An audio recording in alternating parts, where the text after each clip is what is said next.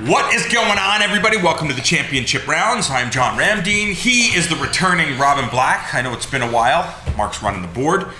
It's been a while since we've been here. Last time we were on our way to Montreal to go to TKO. Yeah. So there's a whole bunch of things that happened to TKO. The following day, you went to Buffalo. That's right. I got drunk and watched everything that went down at UFC 210. There's some Bellator action. You went to Russia. Yeah. So we're going to start with our experience. And since then, Demetrious Cub fought. Yeah, it's been a lot of action. A lot of action. Yeah. So we're going to start with TKO. Your overall impressions, just another stellar card. The future is bright. Canada is producing incredible young talent. Even their veterans look good. Jesse Ronson in the main event. Your takeaways.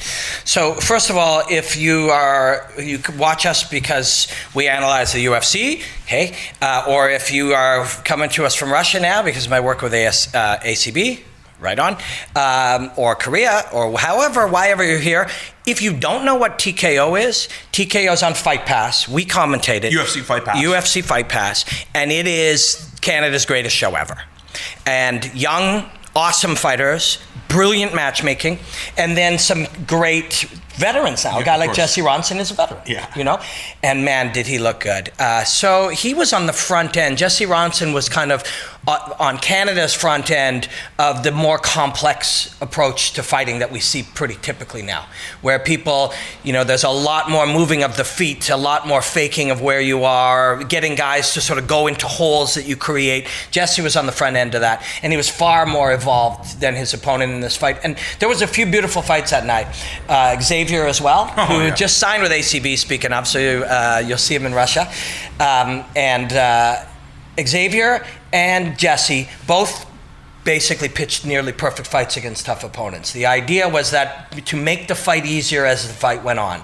That's high level stuff. You learn more about him, you frustrate your opponent more, maybe you break him down a little bit, and as the fight wears on, the night gets easier. Both those guys did that. That's high level fighting. What's incredible about it is, you're seeing talent right from the young age. We saw Tony Laramie also on that card, taking on Derek Falk, Justin Bruckman's pupil. Just sensational stuff from young guys and veterans. And you're talking about Ronson being, part of Canada's, especially this day, the cutting edge. And don't you have to have a specific background, martial arts background, when you think about Chad Laprise, you think about Ronson, or you think about Wonder Boy, and think about some of these guys, they have that traditional background. Do you need to have that to be able to play this game? Demetrious Johnson doesn't have that, and he plays that game. He seems like he's an anomaly. Yeah, he does, but each one of these guys, Chad Laprise once didn't know how to fight at all. Now, he might have been 9 years old at the time, but everybody starts from white belt. And you start from white belt in whatever you do. What's interesting now is, and this will carry over to how we see Cub fighting, we see Tony Ferguson, we see these guys, these disruptors, Jesse and Chad Laprise. Of course, Chad fights in the UFC. It's brilliant, getting better all the time. It's awesome to watch Chad. These guys are, yes, how they were assembled. So the order in which the building blocks were built mattered then, but the 14-year-old now who's going to push this type of fighting, this higher level of movement-based and feints and creating holes to traps and that type of thing. The 14-year-old that's going to be the 20-year-old, he may not be starting with karate or taekwondo at all. It doesn't. You don't really need to do it. It's just the route these guys took, and it's the route Stephen Thompson took. But the future guys will not have to do it in that order. Who else is doing that? Who else, when you're looking around, because again, the criteria or the curriculum that mixed martial arts had been taught for success over the last decade and a half is the striking essentially is Thai boxing or some version or boxing. of boxing with Thai boxing or kickboxing. Yes. So you have that, then jiu-jitsu and wrestling and all these other elements. So don't you need, when you look at that recipe that people have been using, how are you going to be able to get that flowy type thing that Stephen Wonderboy Thompson has, or Chad Laprise or Ronson, unless you have that specific background? I think when we were in Vegas, remember watching Tony Ferguson at the open workout? He brought breakdancing in. True. You know what I mean? He ends up being very, very different. The truth is, Lyoto Machida was very hard to fight until one day he wasn't as hard to fight because everybody started to understand it. You brought in a Machida type, and now when you fight Stephen Thompson, you bring in a Stephen Thompson type.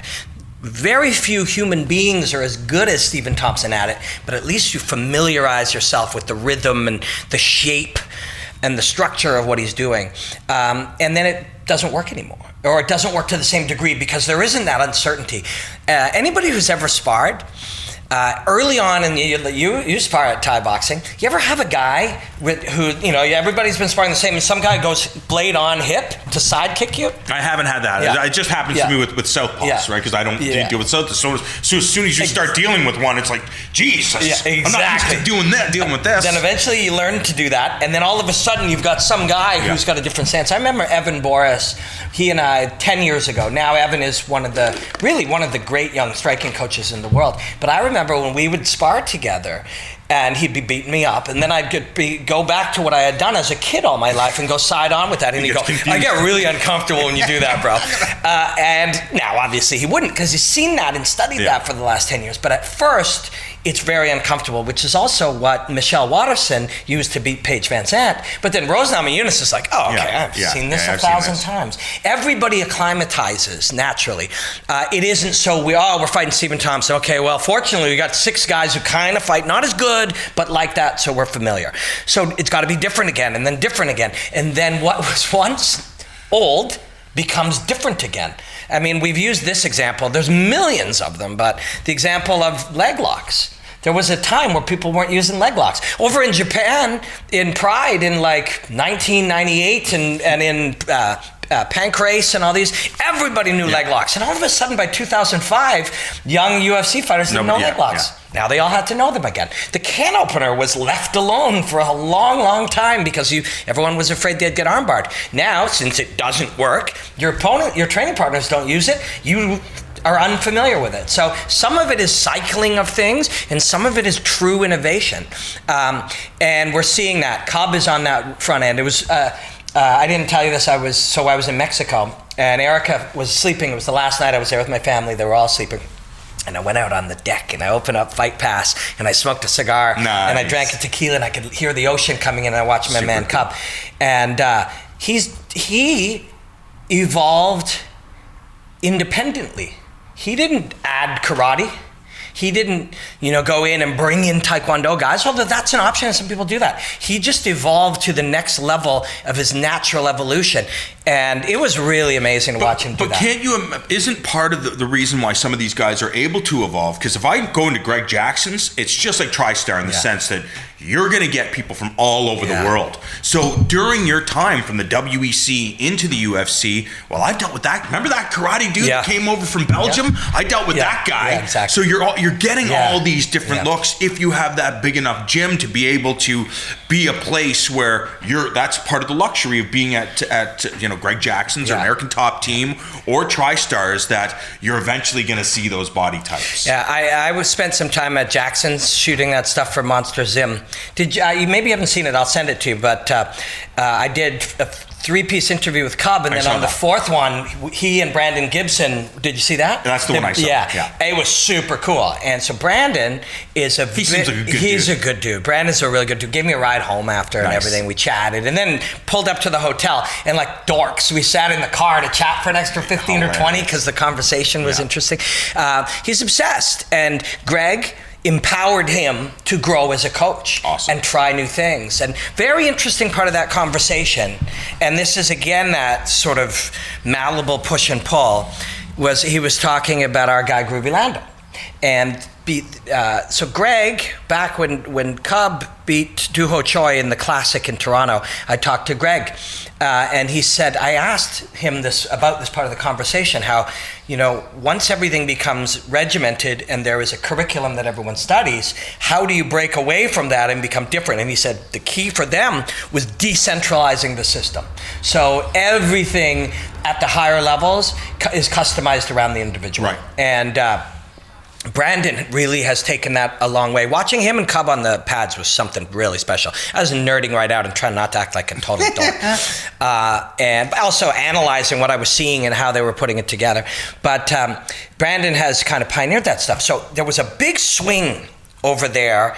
For idiots, and I shouldn't be that critical, people less informed at one time were like, oh, they're boring. Remember that? Yeah, Remember of course. Then you look at Diego Sanchez, Cub Swanson, Carlos Condit, Cerrone, Donald Cerrone, John Jones, Holly Holm, John Dodson. Like you've just described Michelle Waters. Groovy Lando. You've just described the most exciting fighters in the world.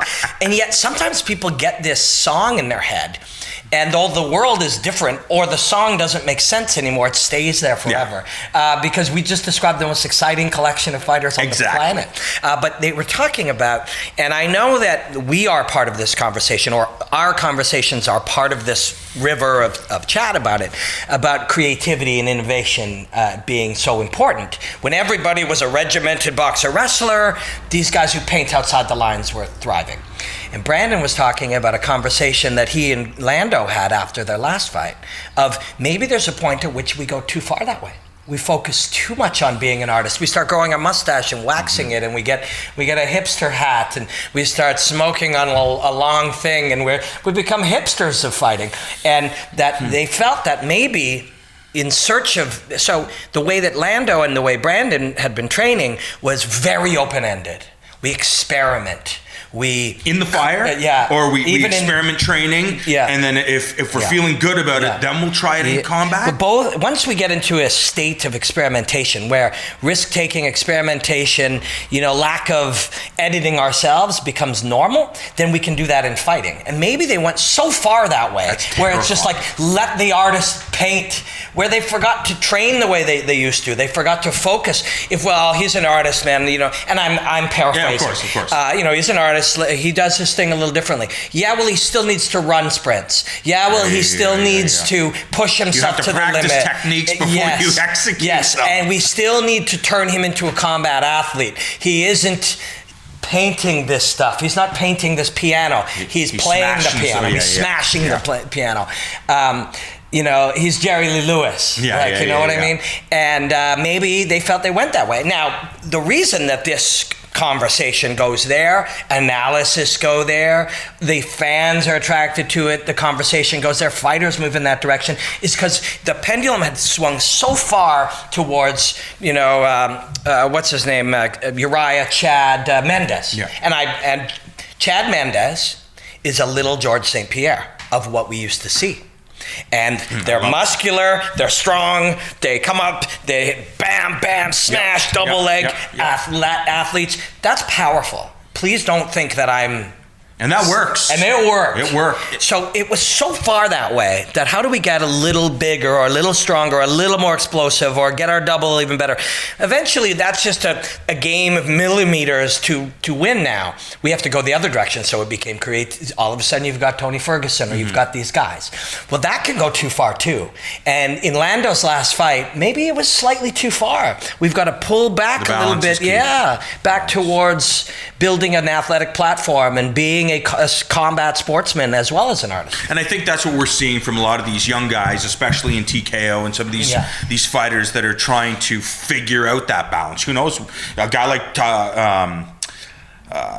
Tony Laramie, for example, he can figure it out on the fly at 18 years of age. Some guys need and girls need a few years to make those adjustments. After TKO, the following night, Buffalo, New York, played host to UFC 210.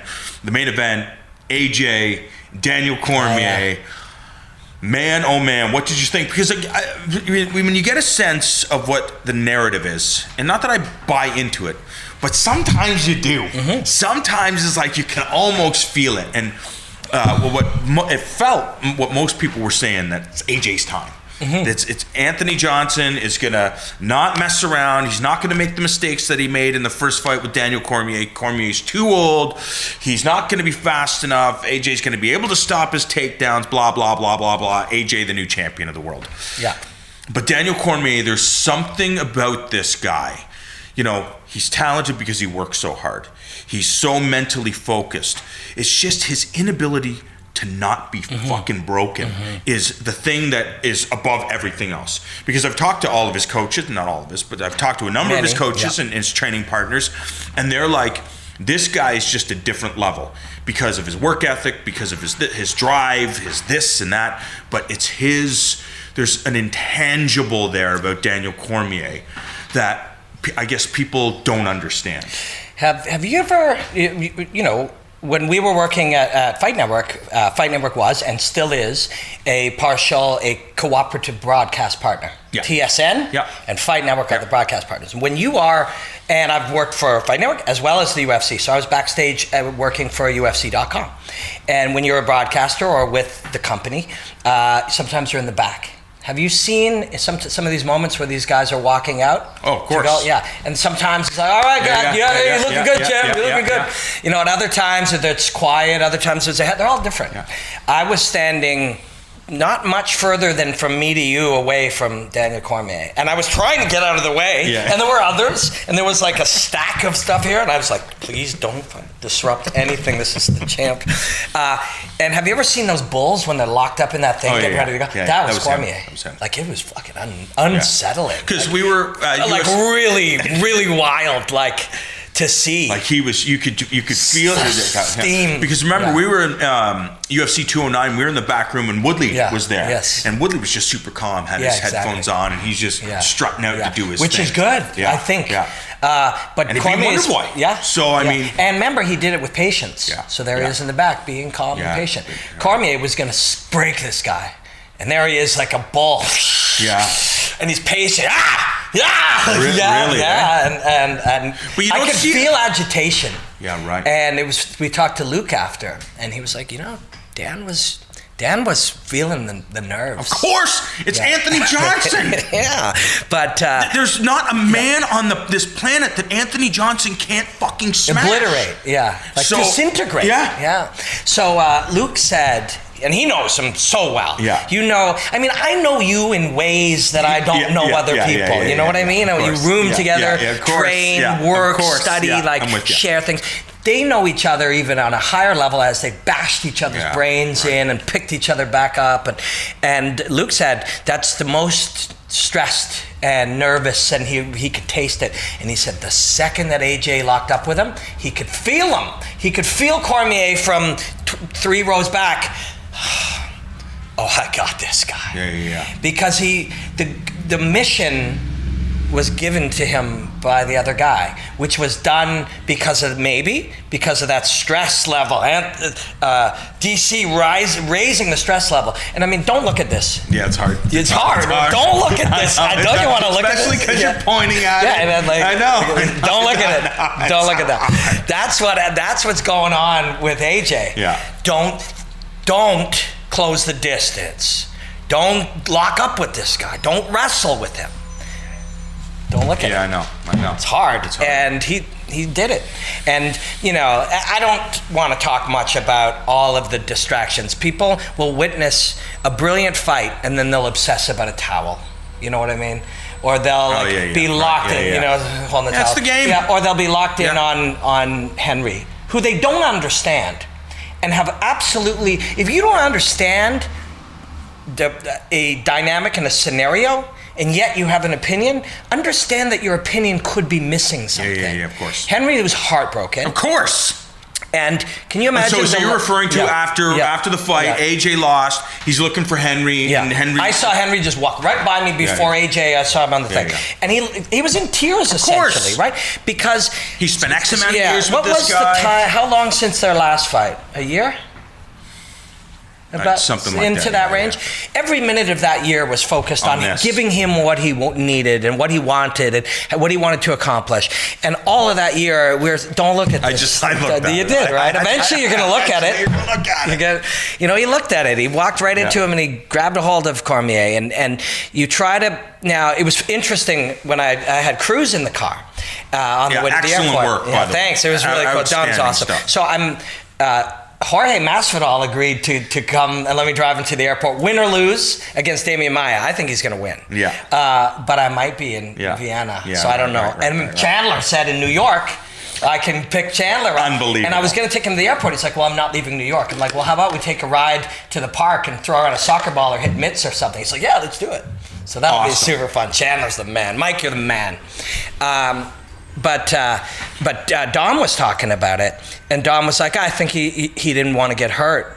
And I think because Dom has never broken, and I'm not here to undermine the best mind in fighting, and Dom is that. But there are things that you miss, and I say this sometimes when I see somebody try to analyze a fighter and has never, been punched in the face hard, or never tried to perform in front of thousands of people in your underpants. They don't understand what's going on. And on some level, I feel like because Dom's never broken, he doesn't understand how that feels beyond your control. And I asked him that. I said, but it's not like AJ made a conscious decision to give it away. And then Dom was like, well, I think there's some amount of conscious decision.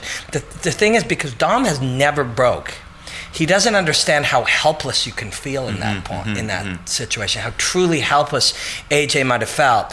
It's not like, oh, well, here I am again, damn it. Oh, well, I guess I'm not going to be the champ. It's not like that. He just... Panic and just freaking out and scenario. Yeah. Jason McDonald, remember he kept taking Damian Maia down? Do you remember that? I remember that. Go back on Fight Pass and watch Jason McDonald versus Damian Maia. And you ask Jay after, he's like, don't look at this. Yeah. Don't look at this. Like, Jay don't take Damian Maia down. Jesus, why did I just take him down again? Yeah. And then they get through the round, and then it's like, okay, don't take him down. Okay, Jay, got it. Don't take him down. What the? He just takes him down again. Oh. And it's your brain is overriding. I was just watching this. What fight was that? Somebody was like, don't kick. Yeah. And he kept kicking. Yeah. He was taken down 2 times. Yes, it was recent. I remember what you said. I remember what you're referring to. We see it a lot. And a lot of Greg Jackson, or for us, will not say don't, usually. Like, remember? Sorry, I got a little piece of something in there. I think it's like paper. Don't look at this. But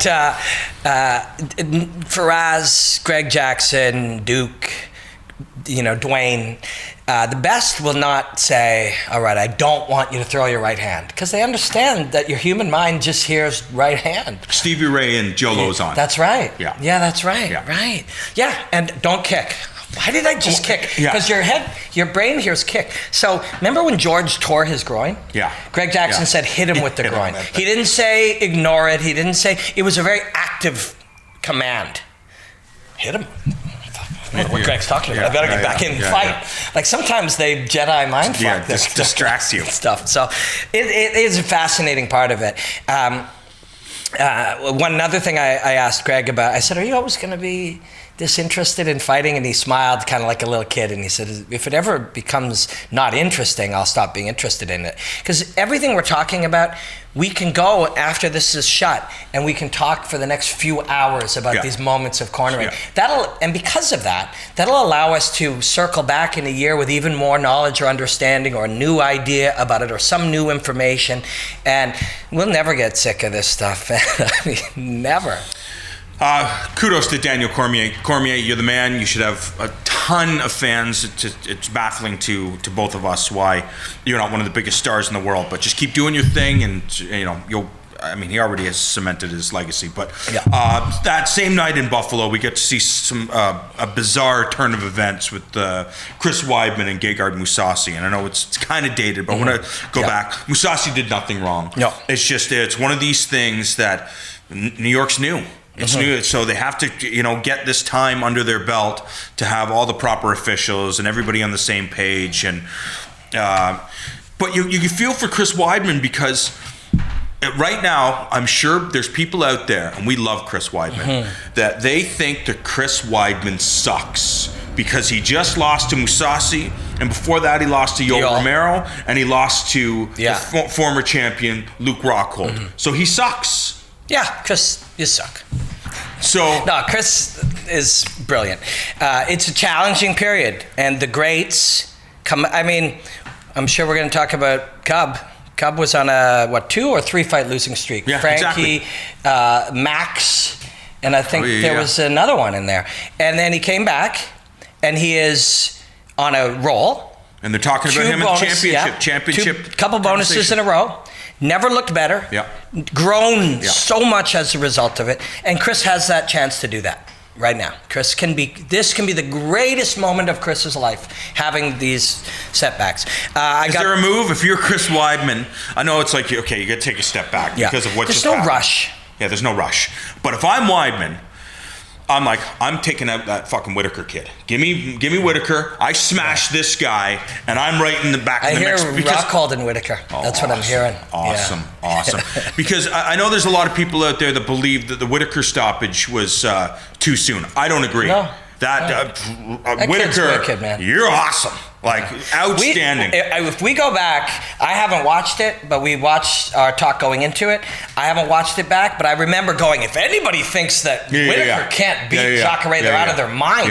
But people But I didn't see it, though. Yeah. I wouldn't have, if I had somebody's like, here, okay, take $1,000 out of your account, you have to bet it on somebody. I wouldn't have bet it on Robert Whitaker. I just wouldn't have. With the odds, I might have. I believe he could do it. Probably plus 250. So if you bet 1,000, you'd get your 1,000 back plus $2,500.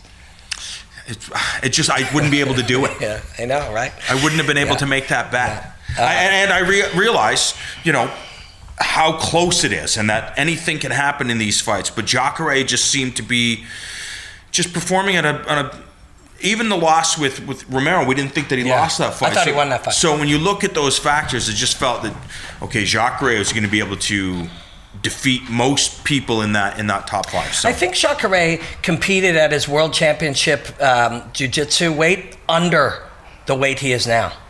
And I think these days, I think he could be a welterweight. I really do. When you saw him, and Whitaker fought at welterweight before, So I don't know. It's a shame for Jacare, man. That's the game. It's the game. I think it was Evan or one of my friends, one of our friends that either is in the fight game or very close to it, was like, that was bad management. I get it, but they're not, if we're talking about world titles and pay-per-view money and the money that comes with it, I don't think Jacare is getting one anyways. Yeah. So you got to fight and get paid, and I don't think that's right. I'm not saying that's right. It's not right. But there you are. That Whitaker kid is good, man. Oh, he is good. He's good. He could be a huge star. Yeah. He looks the part. His celebrations are good. The way he finishes fights are good. Yep. Everything about this guy, especially for that part of the world, if you go to Australia and New Zealand, you can make a huge star out of this guy. Look what George did in Canada. Exactly. If you can be a world champion out of there. What, 25? I think he's 25, young, 26 years old, something insane like that. Yeah, between 25 and 30 anyways, I think. He's a talented kid, it's exciting. But Weidman, let's say that we have friends that are fighters that will ask our opinion for real sometimes. If Chris, who is a friend, I spent actually the whole night after that with Chris, his dad, Ray, and Sarah. They invited me into their room back at the hotel there. Nice. And Chris was they were very fixated on the result. They felt very hard done by. Mm-hmm. I also shot something with my man Matt Perino at UFC.com. Shout out to Matt. Good dude. You met Matt? Yeah, we met. Oh, yeah, you did. He's a great guy. And his wife is sweet, and they're great bunch of people.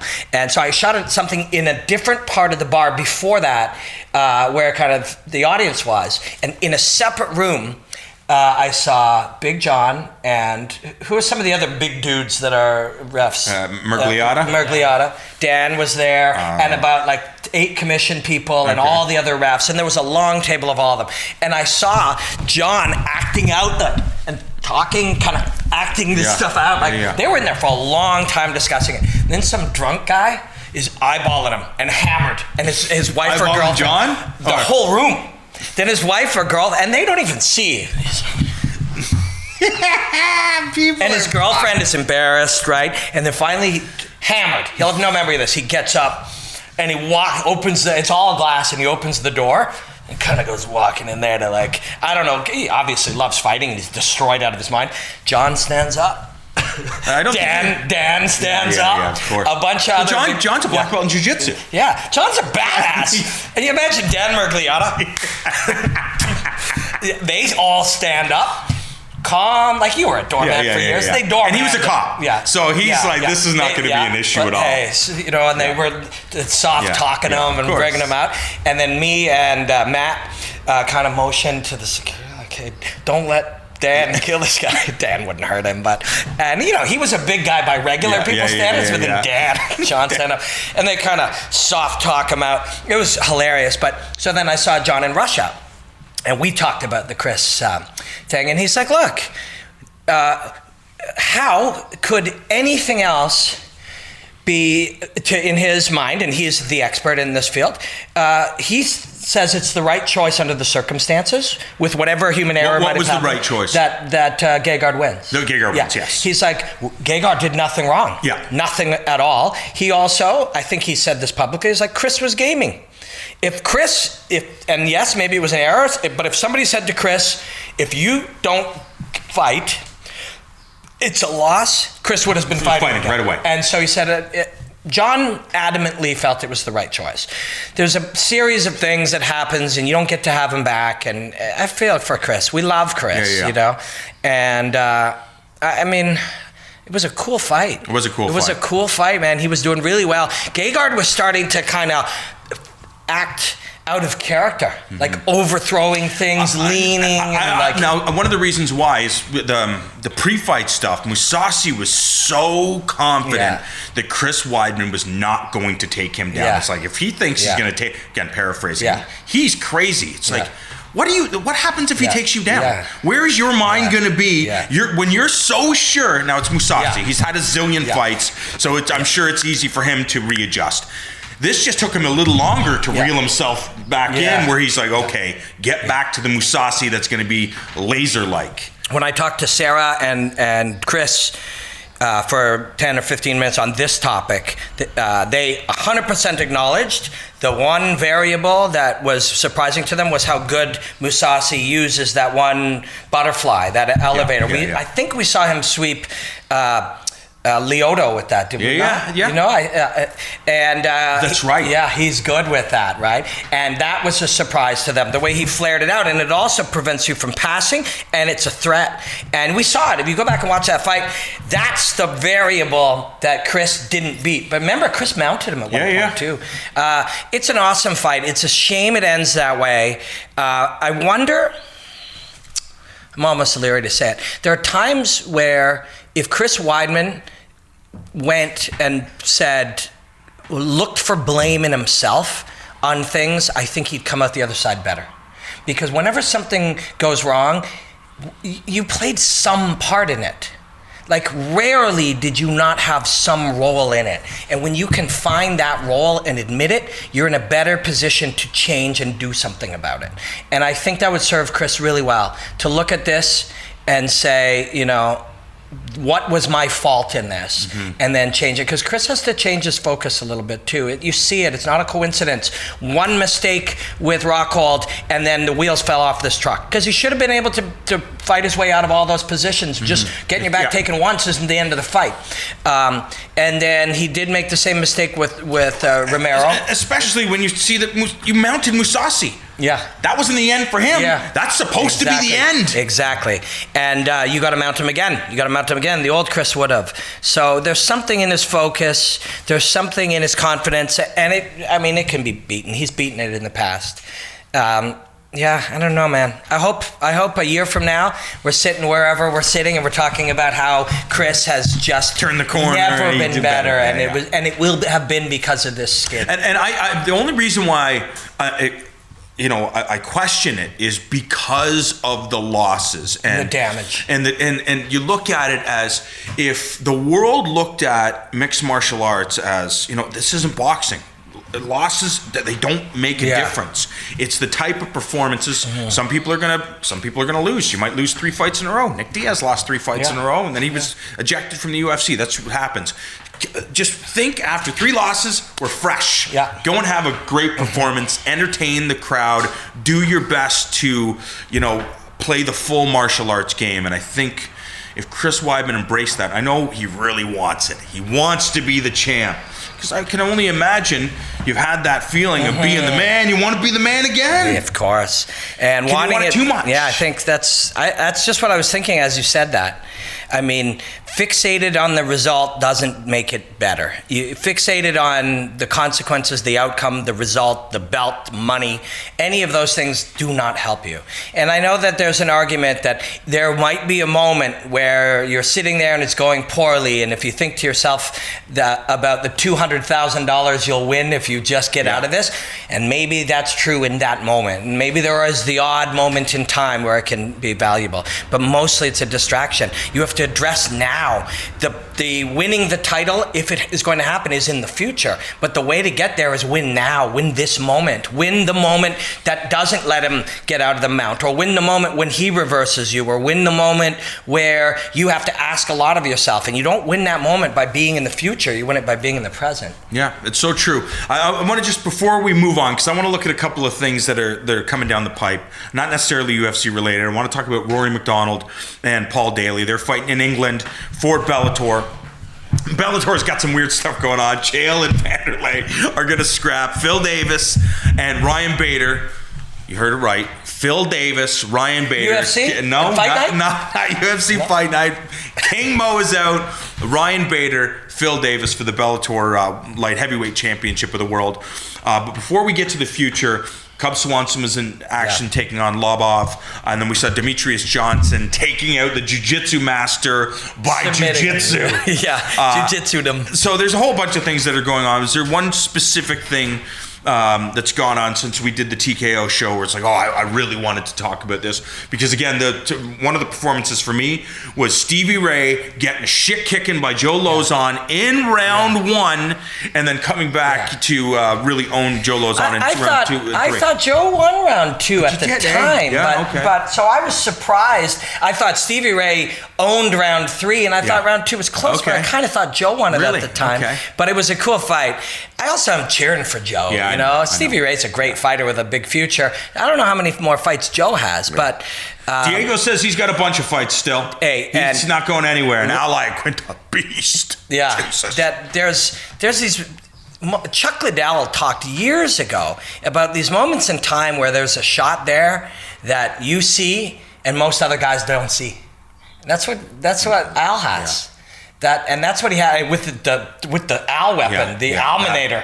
You know, that hits the mark, man. And it just, and that's what Chuck said. It was a really great. Neil and the guys over at Rival Boxing, Grant's MMA. They brought Chuck to town, and Chuck sat next to me while Forrest fought Shogun, and we were talking about it. And Chuck sees openings. You have to first see it. You have to be willing and able to throw in it, and you have to be in balance to deliver power in it. And that's what Al did. Al full on Chuck Liddell. And I feel for Diego, but I'm with him. If you people, don't ever say fighter blank needs to retire. Please don't say that. They don't need to do fuck all. No, I understand. But I think because what we've learned is some of these fighters are way too tough for their own good, and that you don't want them, all you have to do is go online and hear about Gary Goodrich. See Gary Goodrich's story. And you just don't want Diego Sanchez ending up like Gary Goodrich. And if the trend continues, if he gets into his next fight, out. Gets him in his next fight. Out. And we're speaking of Chuck Liddell. That's how Chuck's career, and Sam Stouts and many other guys who fight that way. You just don't want that. And I agree, but it's his life. I know it is his life. And so you can say, I don't want to watch him fight because you can say in my. But I'm a hypocrite, and he brings it, and I want to watch it. I want to watch it. I wish he would retire. Great. But Diego Sanchez doesn't know you. He knows his family, he knows Greg, he knows his friends, he knows the doctor.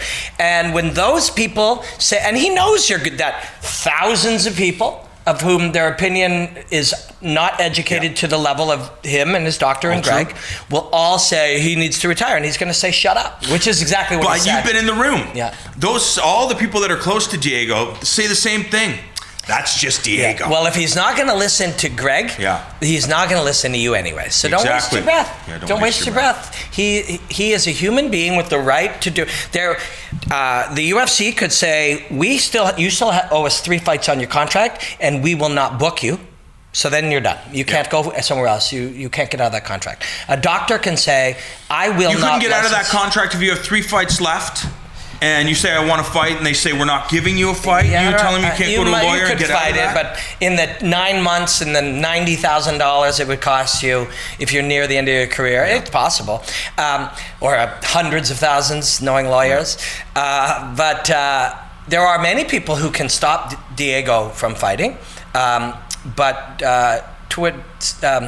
Just Bleed 420 on Twitter is not one of them, right? So what you can say, actually say whatever you want. I don't mind to tell you, but just understand you're yelling into a crowd and there are a few hundred other people yelling it with you, but you're wasting your breath. Diego will retire when Diego wants to retire, and it's his right. You can tell your uncle who's getting black lung not to go work in the mines. And the doctor can go, dude, seriously, your lungs are all messed up. That's his choice. Whether he's doing it for the money, he's doing it for the camaraderie, he's doing it because it's all he knows. That's his choice. People with a bad back or an injured anything that their job is crushing them, someone who gets cancer from their job, they're allowed to do what they want. It's a free society. And yes, you are allowed to say Diego Sanchez should retire also. So based on that, but we love Diego. These are some of the things, like we said, Cub, DJ. I want to talk about Rory and Paul Daly. There's a report out there. I think people are just misinformed. They said that Rory has left TriStar to go to Kelowna and work at Toshido Mixed Martial Arts. Again, I don't know if that is what people actually believe, but that's where Rory McDonald started. Dave Lee, Dave's a great coach, brilliant man. And so Rory just spends time working at TriStar, working in BC. I'm not sure for this camp, is he fully in BC or is he splitting his time? But one thing we know, Rory knows how to fight. Yeah. So David knows how to coach. Exactly. David helped Rory become Rory. And what is the strategy if you are Rory McDonald in this fight? Because as we've seen, Paul Daly isn't just a kickboxer. Mm-hmm. It's going to be, if you just think that, I'm just going to wrestle him, you're going to have a hard time putting him on the ground. And if you do manage to put him on the ground, he's just not going to stay there. Rory's very honest. And Rory's cool, man. He also has a wife and a kid. His child was born. And their family might want to live in BC. Yeah, exactly. Why wouldn't you? I don't know if he loves Montreal. I don't know if he loves BC more. BC's beautiful. I know he loves the woods. Yeah, exactly. Could you see Rory living in a shack in the woods? Yeah, big shack. 100%. Killing what he eats. Yes, exactly. I could. Who was that guy early on in his UFC career? A British guy, kickboxer that he fought very early. Che Mills. Yeah. Rory is dead honest because he's got nothing to hide. He's one of the most savage men in the world. He was like, Che Mills kicked me in the leg, and I was like, holy shit. And then boom, took him down. Yeah.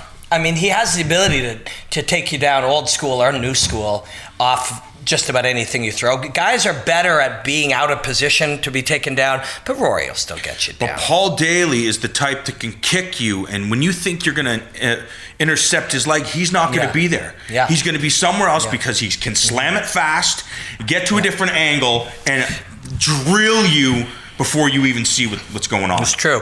Rory can strike with the best of them. He was beating up Carlos Condit when he was a kid for 2 rounds on the feet. And he can stand with Paul Daly for some length of time and not be in a position to be knocked out necessarily. There's that, and this is something actually you talk to the guys for Oz's team, talk to Eamon, for example. They start to understand that there are times where we'll get hit, but we will get hit in ways that don't have that knockout likelihood. and that's Rory will get hit by Paul Daly, but he'll do it in ways where, oh shit, I got punched hard, but I'm still not neurologically affected.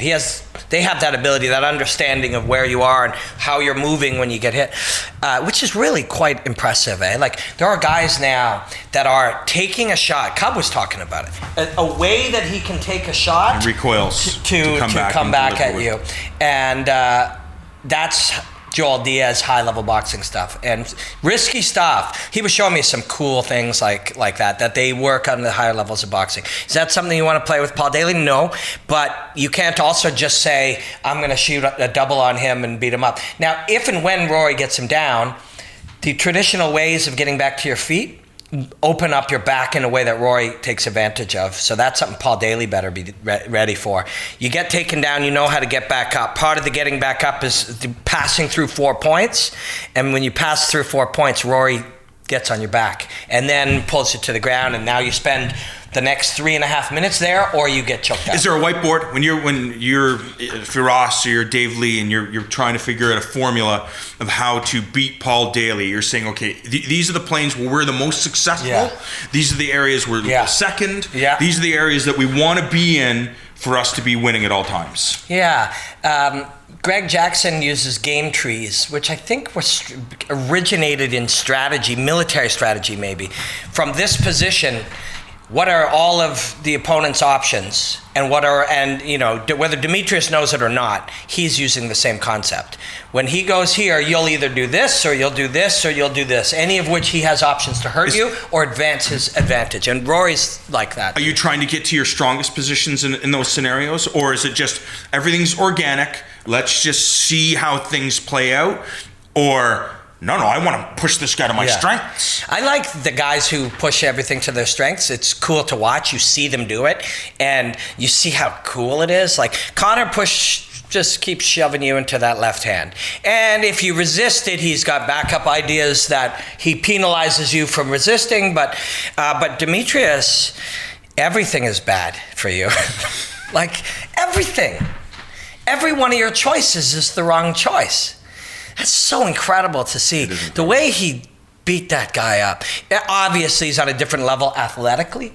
He's on a different level technically. He's on a different level, his senses, his ability to sense space, and his sensitivity to things. He can just read everything, it seems. It's almost unfair. It's the way it feels. It feels like it's almost unfair. So, and again, when you go back to the Tim Elliott fight, and you see somebody have a tiny bit of success, it's like, okay, we have to inflate this because nobody is able to do anything like this to this guy.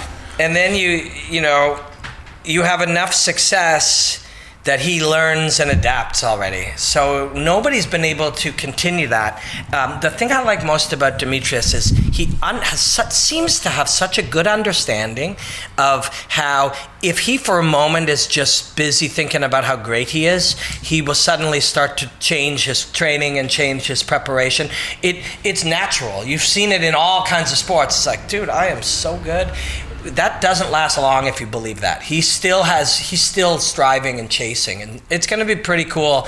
We've still got a few more years of greatness out of him. Oh, I agree 100%. UFC 211 happening in Dallas, Texas. Do you want to talk about that right now, or are we going to leave that for the future? We'll make 5 or 6, one fight at a time. We'll make 5 or 6 chats about that, and they'll be coming up probably in the coming week. Okay, so before we get to those chats, can we just talk about the pay-per-view as a whole? Yeah. When we look at this, because mixed martial arts to me has changed, because especially if you tune into the UFC, they're just fight cards. I like this fighter, I like a couple of fights on the card. I'm not really sure about this guy. I got to go see his fights outside of the UFC, his or her fights outside of the UFC. And now it's like, okay, where do we dedicate our money?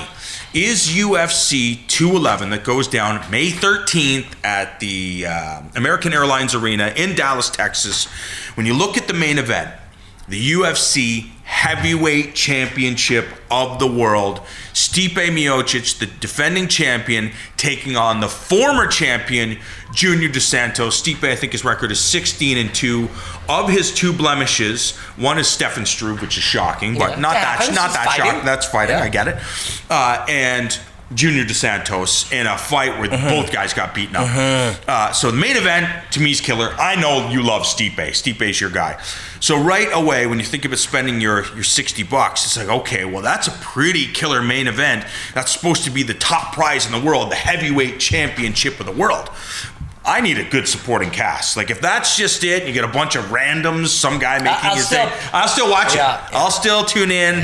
I'll be bummed that I had to pay $60 for it, though. Especially if the fight's over in a minute. Exactly. And then you're like, I sat through a whole run, but the truth is, it's like Mike Tyson back in the day. The guy would win fights very, very quickly. Meanwhile, we're talking about it for weeks. All the Tyson fights coming up. And what happens? He wins the fight. Big hooks, like, one uppercut, and poof. Couldn't at least go a couple of rounds. So when I look at this fight, super exciting. And then the co-main event, Jessica Andrade taking on the undefeated Joanna Jędrzejczyk, scheduled for 25 minutes. I'm like, okay, cool. 2 championship fights. Is that worth $60? Heavyweight champion, 115-pound champion. I love Joanna. She's always entertaining, so I have a feeling that's gonna deliver. Yeah, okay, so I'm sold. So you're sold on that. I'm sold. Former lightweight champion Eddie Alvarez taking on Dustin That Poirier. must be in the middle of the main card, the pay-per-view. And again, when you just start talking about all these other fights that are on this card, hold on, there was a couple other ones. Jorge Masvidal, that to me Maia. is so when I think of, as much as I love the main event, the heavyweight championship of the world, I look at Stipe. I know Stipe's your guy. Stipe is all about skill, but part of that skill is because of his athleticism, right? Yes. I think when I look at the fight between, one of the reasons that gets me excited about a fight is fighters that have such a high level of skill, in addition to a high level of experience, in addition to a toughness and durability that is, not seen by many.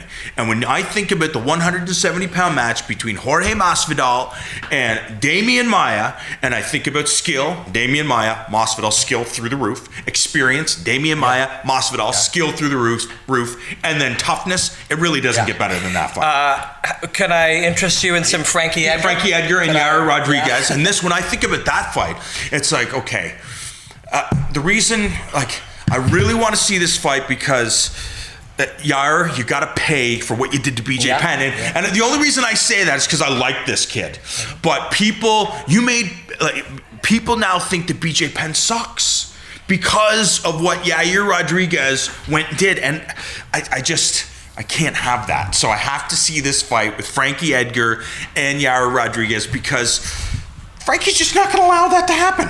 No. How about I offer you up a Sergio Pettis versus Henry Cejudo? And when we were in Vegas, Duke told us. He said, we're targeting this guy. We're targeting this guy. Do we want him? So when you look at there's so many others. So Eddie and Poirier are on the undercard. Of course. So we'll talk about each of those in detail, 5, 10, 12 minutes, and they'll come out in the coming week. So much stuff happening in the world of combat sports. Bellator is growing. The UFC is cooler than ever. ACB is happening. TKO is happening. It is a great time to follow mixed martial arts. That's it for us. Another show in the books. You're watching the championship rounds. He's Robin Black. I'm John Ramdeen. Mark has been making things real, keeping it happening. We will see you guys next time.